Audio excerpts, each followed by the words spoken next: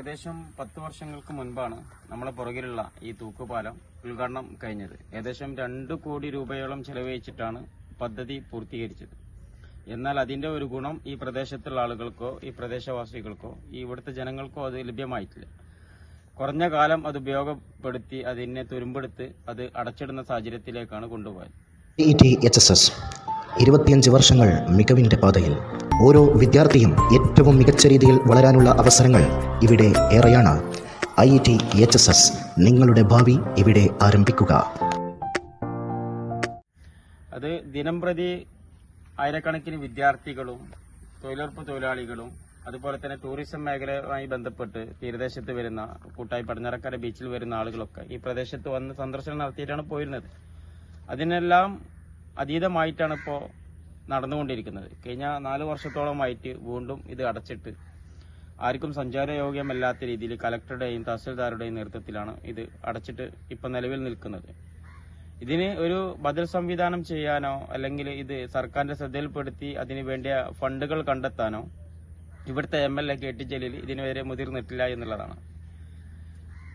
ഈ പ്രദേശത്ത് വന്ന് സന്ദർശനം നടത്തി ഇതിന്റെ മറ്റ് മാർഗങ്ങൾ സ്വീകരിക്കാനും അല്ലെങ്കിൽ ഇതിന്റെ മറ്റ് കാര്യങ്ങൾ എന്താണ് ചെയ്യേണ്ടത് എന്ന് നോക്കാൻ പോലും ഇവിടുത്തെ MLA തയ്യാറാവുന്നില്ല. അതിന്റെ കാര്യ ഗൗരവം എടുത്തിട്ടാണ് ഇവിടുത്തെ പഞ്ചായത്ത് യൂത്ത് ലീഗിന്റെ ഭാരവാഹികളടക്കമുള്ള ആളുകൾ ഈ സ്ഥലം സന്ദർശിച്ചത്.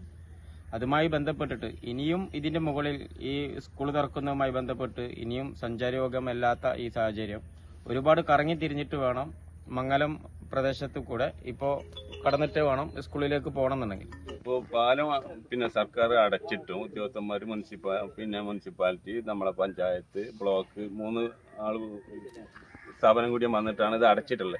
എന്നിട്ട് പോലും ആളുകൾ യാത്ര ചെയ്തുകൊണ്ടിരിക്കുക. എപ്പോഴും ഒരുപാട് ആളുകൾ യാത്ര ചെയ്യുന്നുണ്ട്. കുട്ടികളായിട്ടും മുതിർന്നവരായിട്ടും കുറേ ആൾക്കാർ യാത്ര ചെയ്തുകൊണ്ടിരിക്കുന്നുണ്ട്. അതെന്തായാലും ഒന്നിക്കുക പുതുക്കി പണിയ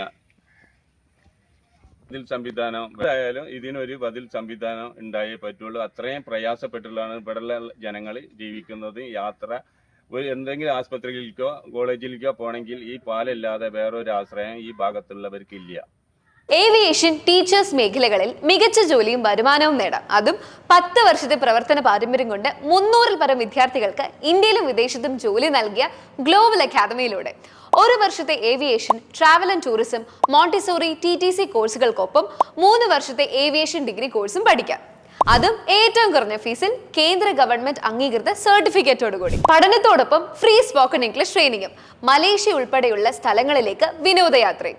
യോഗ്യത +2 ഡിഗ്രി. +2 തോറ്റവർക്കും അപേക്ഷിക്കാം. 2025-2026 ബാച്ചിലേക്ക് അഡ്മിഷൻ തുടരുന്നു.